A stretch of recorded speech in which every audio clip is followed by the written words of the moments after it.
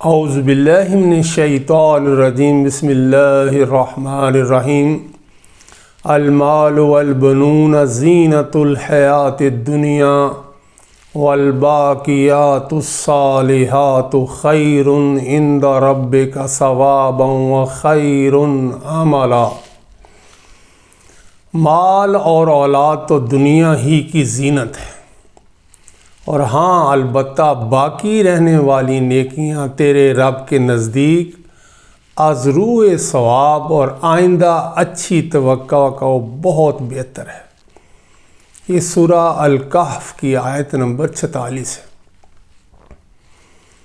پہلا حصہ جو ہے المال والبنون زینۃ الحیات الدنیا، یہ حقیقت بتائی گئی ہے کہ دو چیزیں جو ہیں یہاں پہ ان کا ذکر کیا گیا ہے، المال والبنون زینۃ الحیات الدنیا۔ یہ دو ہی چیزوں پر انحصار اس معاشرے میں کیا جاتا تھا، جس کے پاس مال ہو اور جس کے پاس بیٹوں کا لشکر ہو تو وہی سردار مانا جاتا تھا اس معاشرے کے اندر۔ یہاں اس چیز کے بارے میں بتایا جا رہا ہے کہ مال اور بنون بیٹے زینت الحیات دنیا، یہ دنیا کی صرف زینت ہے۔ مال اور اولاد یا بیٹے دنیا کی صرف زینت ہے۔ اب پہلے مال کی ہم بحث کرتے ہیں۔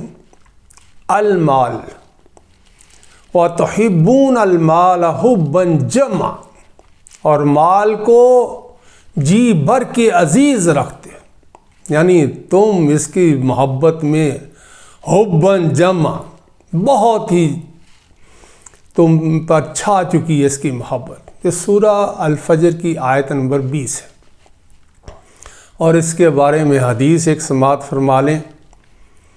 عنقا بن عیاض قال سمعت نبی صلی اللہ علیہ وسلم یقول ان لکل امت فتنہ والفتنۃ امتی المال۔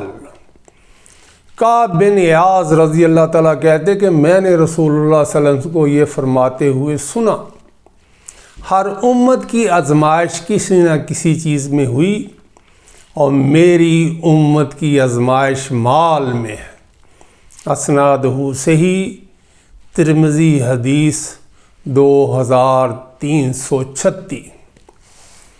اس وقت دنیا میں سب سے زیادہ مال جو ہے وہ مسلمانوں کے پاس ہے، اور اس فتنے میں ان لکل امت فتنہ، ہر امت کے لیے فتنہ تھا، والفتنۃ امتی المال، تو میری جو امت ہے اس کی آزمائش مال کی وجہ سے ہوگی۔ المال کی وضاحت میں نے کر دی الحمدللہ قرآن اور احادیث سے صحیح سے۔ البنون، دوسری طاقت جو ہوتی تھی، مال ہے اس کے پاس، اس کے بیٹے ہیں تو وہی سردار ہوگا۔ البنون کے بارے میں قرآن کہتا ہے ان کان ذا مال و بنین، اس کی سرکشی کی وجہ صرف یہ ہے کہ اس کے پاس مال اور بیٹے ہیں۔ یہ سورہ قلم کی آیت نمبر 14 ہے۔ یعنی سرکش کیوں ہوتا ہے انسان؟ اگر اس کے پاس مال ہے اور اس کی خیالات کے مطابق اس کے بیٹے اس کے اوپر عمل کر رہے ہیں اور اس کی سلطنت کو انہوں نے قائم رکھا ہے، تو قرآن کہتا ہے ان کان ذا مال و بنین، اس کی سرکشی کی وجہ یہ دو چیزیں ہیں۔ اب اس کے بعد اس کو نور علی نور یہ قرآنی آیت بناتی ہے، وَجَعَلْتُ لَهُ مَالًا مَمْدُودًا، اور اسے بہت سا ہم نے مال دے رکھا تھا، وَبَنِينَ شَهُودًا، اور اس کے ساتھ حاضر ہونے والے بیٹے تھے۔ یعنی اس کے اقتدار کو قائم رکھنے والے کون تھے؟ اس کے بیٹے تھے۔ یہ سورہ مدثر کی آیت نمبر 13 ہے۔ اب حدیث فرما لیں کہ نبی کریم صلی اللہ علیہ وسلم نے تو قرآن نے بتا دیا کہ زینت الحیات دنیا، یہ دنیا کی زینت ہے۔ مال ہو اولاد ہو یہ دنیا کی زینت ہے، لیکن نبی کریم صلی اللہ علیہ وسلم نے فرمایا ہے دنیا میں ان کو فائدہ ہوگا، لیکن آخرت میں اس صورت میں فائدہ ہوگا اولاد کا۔ عن ابی ہریرہ رضی اللہ عنہ قال قال رسول اللہ صلی اللہ علیہ وسلم ان اللہ عز وجل لیرفع درجات لعبد الصالح فی الجنہ فیقول یا رب ان لی ھذا فیقول باستغفار ولدک لک۔ حضرت ابو ہریرہ رضی اللہ عنہ سے مروی ہے اور روایت کرتے ہیں کہ رسول اللہ صلی اللہ علیہ وسلم نے فرمایا اللہ تعالیٰ جنت میں ایک نیک آدمی کے درجات کو بلند کرتا ہے اور وہ پوچھتا ہے اے پروردگار یا ربی، اے میرے رب، ان لی ھذا، یہ میرے درجات کیسے بلند ہو گئے؟ اب اللہ تعالیٰ اس کو جواب دیں، فیقول، اللہ سبحانہ تعالیٰ کہے گا بے استغفار والدک لک، تیرے بیٹے نے تیرے لیے استغفار کیا، اس وجہ سے تیرے درجات جو بلند ہیں۔ اولاد صالح کا یہی فائدہ ہے۔ ربنا ھب لنا من ازواجنا ذریات قرۃ اعین وجعلنا للمتقین اماما، کہ آدمی مر جائے اور اس کا سلسلہ پیچھے بھی چلتا رہے، متقی اور پرہیزگار لوگ اس کی نسل میں سے ہوں۔ یہ حدیث حسن ہے اور مسند احمد 10,610 نمبر حدیث کے اندر یہ الفاظ آئے۔ الحمدللہ دو چیزیں کلیئر ہوگی، المال والبنون۔ اب زینت الحیات الدنیا، یہ دنیا ہی کی زینت ہے، اس پہ فخر کرنا، اس پہ مان کرنا، اس پہ گھمنڈ کرنا، یہ جہالت کی علامت۔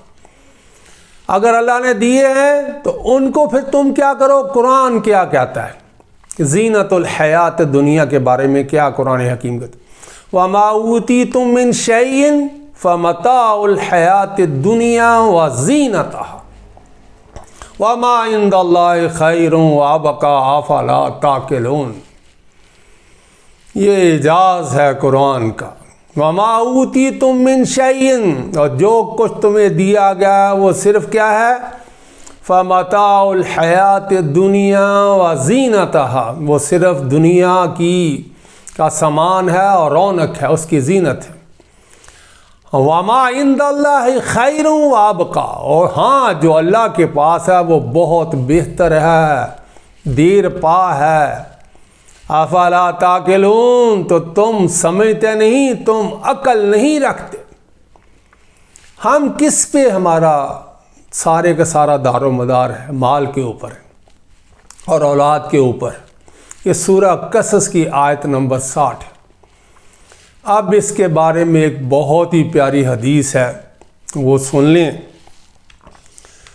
یہاں پہ عبداللہ بن مسعود رضی اللہ تعالیٰ کہتے ہیں کہ رسول اللہ صلی اللہ علیہ وسلم نے فرمایا اللہ سے حیا کرو جیسا سے اس سے شرم و حیا کرنے کا حق ہے۔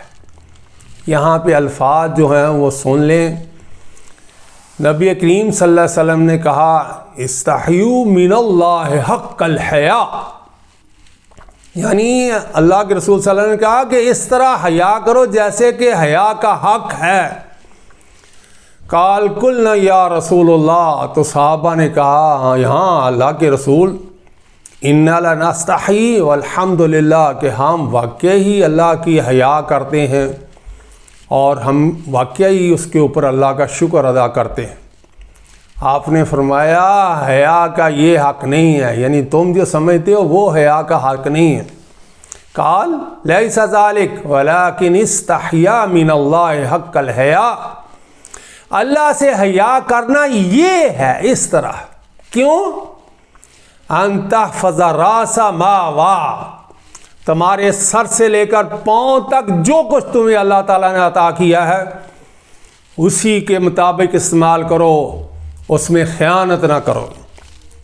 اور پھر اس کے بعد وَتَحْفَظُ بَطْنَ مَا هَوَا، تو جو بطن کے اندر پیٹ میں ڈالو وہ حرام نہ ہو، حلال ہو۔ اور پھر کیا کہا وَتَتَذَكَّرَ الْمَوْتُ الْبَلَا، تو جو موت ہے اس کا ذکر کرتے رہو، ہڈیاں گل جانے سڑنے کا ذکر کرتے رہو۔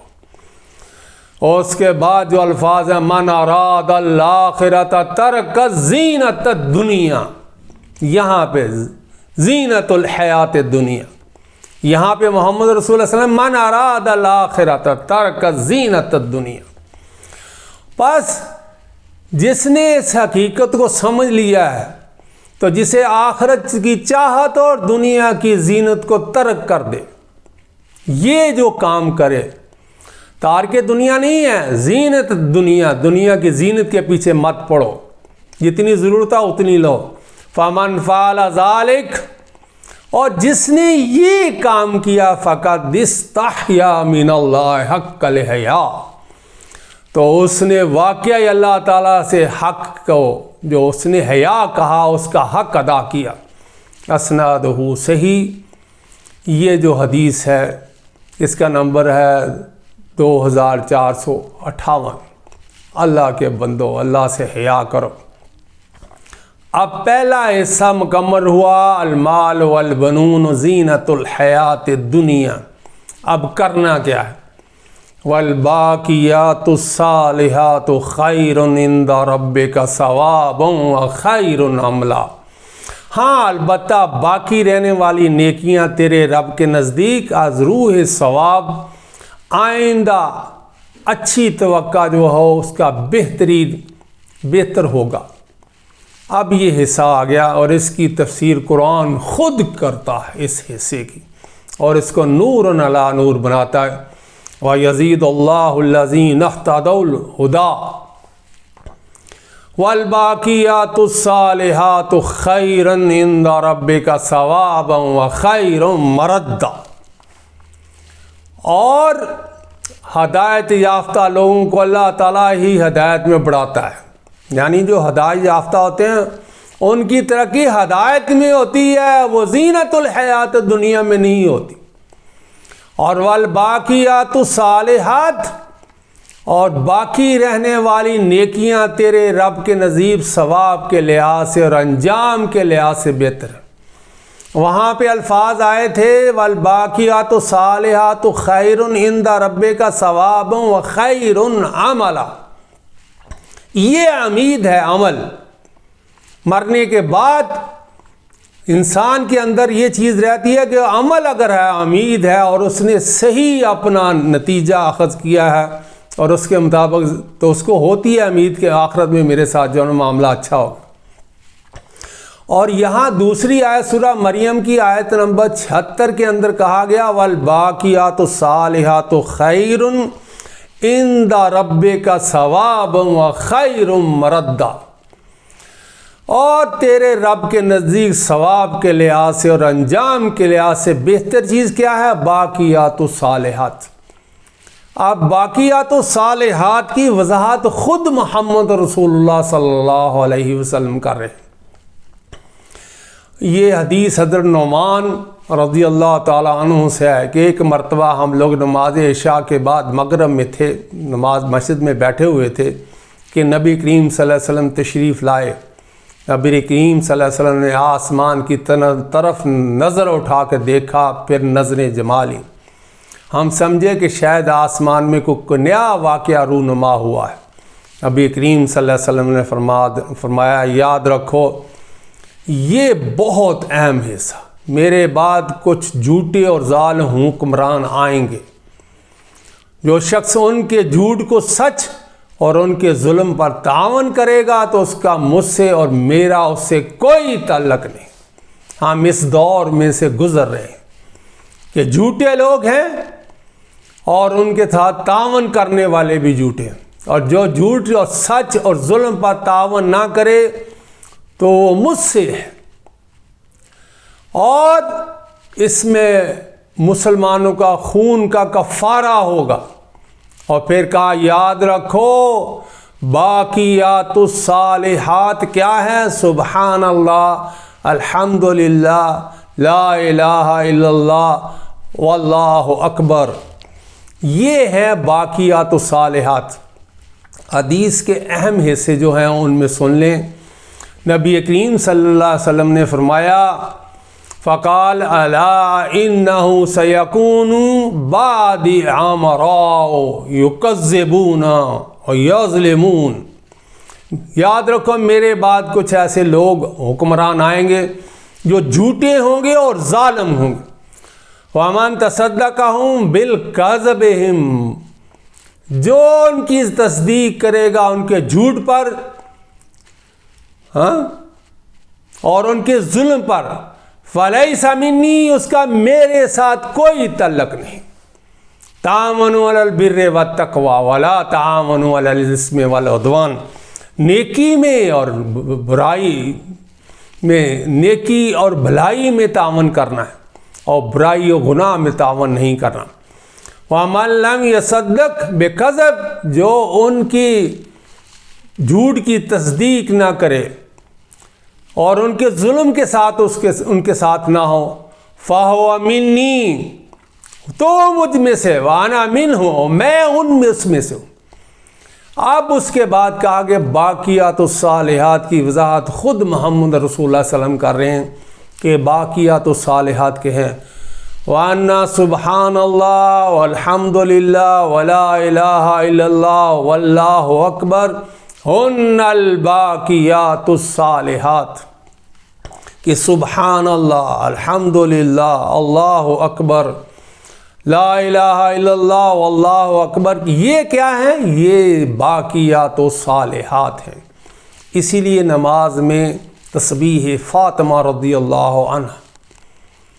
عنہما کے بارے میں کہا نبی کریم صلی اللہ علیہ وسلم نے کہ 33 دفعہ سبحان اللہ پڑھو، 33 دفعہ الحمدللہ کہو اور 34 دفعہ اللہ اکبر کہو. یہاں اضافہ ہے سبحان اللہ والحمدللہ ولا الہ الا اللہ واللہ اکبر. یہ ہیں باقیات و صالحات. اسنادہ حسن، مسند احمد 18353.